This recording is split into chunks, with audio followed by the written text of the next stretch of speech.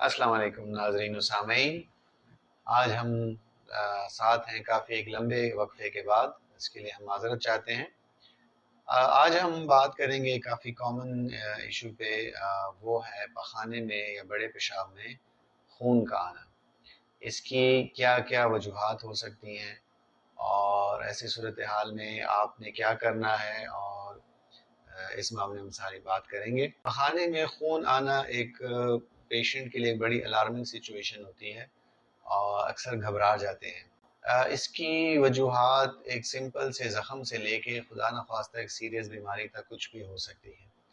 اس لیے اگر کبھی ایسا ہو تو فوراً اپنے گیسٹرونٹرولوجسٹ سے رابطہ کریں تاکہ وہ آگے جو بھی ٹیسٹ یا ریکوائرمنٹس ہیں وہ پوری کریں اور تشخیص ہو بیماری کی اور ساتھ ہی علاج۔ بڑے پیشاب میں بلیڈنگ کو اگر ہم تقسیم کریں تو دو موٹی موٹی کلاسز میں بنتی ہے۔ ایک، اگر پخانے میں خون آ رہا ہو قبض کے ساتھ، یعنی کہ پخانہ سخت ہو، اور دوسرا جب قبض کے بغیر پخانے میں خون آ رہا ہو۔ قبض کے ساتھ جو کامن وجوہات ہیں وہ اینل فشر، یعنی کہ پخانے کے راستے میں زخم بننا، ہیمورائڈز یا پائلز یعنی کہ رگیں جو پخانے کے میں بڑی رگیں ہوتی ہیں وہ سوج جاتی ہیں، وہاں سے بلیڈنگ ہو سکتی ہے۔ ریکٹل السرز یعنی بڑے پیشاب کے اندرونی جگہ پہ تھوڑے سے بڑے زخم بن سکتے ہیں۔ پھر اس میں کچھ ریئر وجوہات بھی ہیں جیسے اسٹرکورل السرز ہیں۔ یہ اکثر ان مریضوں میں جو کہ شدید قبض کا شکار ہوں اور اکثر بیڈ باؤنڈ یعنی کہ ایسے مریض جو کہ بستر پہ ہوتے ہیں جیسے فالج کے مریض ہو گئے، ان میں یہ وجہ اکثر ہوتی ہے۔ پھر دائمی قبض اور گزرتی عمر کے ساتھ ڈائیورٹیکولر ڈیزیز یعنی کہ بڑی آنت میں چھوٹی چھوٹی تھیلیاں سی بن جاتی ہیں، اس میں بھی کبھی کبھار بلیڈنگ ہو سکتی ہے۔ نارمل پخانے کے ساتھ یا موشن کے ساتھ خون آنے کی پھر اپنی کچھ وجوہات ہیں، جس میں سب سے کامن تو کوئی بھی سیریس آنتوں کا انفیکشن ہو سکتا ہے جس کی وجہ سے بلیڈنگ ہو رہی ہو۔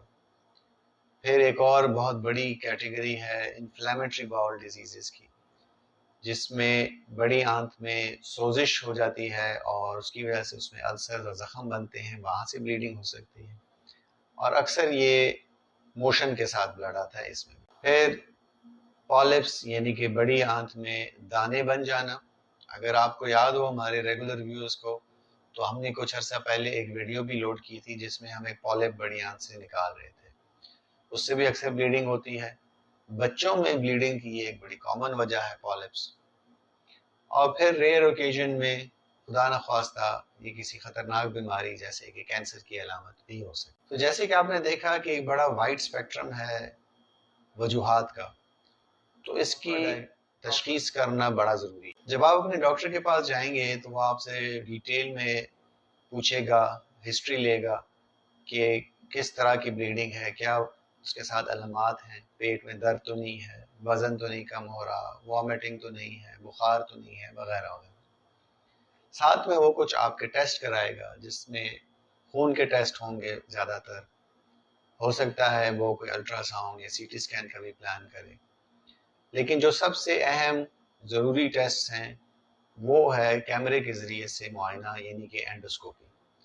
یہ بڑی آنت کی اینڈوسکوپی بھی اس میں لازم ہے جس کو کولونوسکوپی کہتے ہیں، اور ہو سکتا ہے علامات کے مطابق وہ ڈاکٹر صاحب یہ بھی فیصلہ کریں کہ ہمیں اوپر سے معدے اور خوراک کی نالی کو بھی دیکھنا ہے، یعنی کہ جس کو ہم عرف عام میں سمپل اینڈوسکوپی یا ای جی ڈی کہتے ہیں۔ ان دونوں ٹیسٹ لازم بھی ہیں، اور اس کا فائدہ یہ ہے کہ ایک تو ڈائریکٹلی دیکھ لیا جاتا ہے کہ بلیڈنگ کہاں سے ہو رہی ہے، اس کی کیا وجہ ہے، اور بہت سے کیسز میں اینڈوسکوپی کے ذریعے ہی اس کا علاج بھی ہو جاتا ہے اور وہ خون کو بند بھی کر دیا جاتا ہے۔ ان سارے ٹاپکس پہ اور اینڈوسکوپی اور کولونوسکوپی میں بھی انشاءاللہ ہم آگے ویڈیو بنائیں گے۔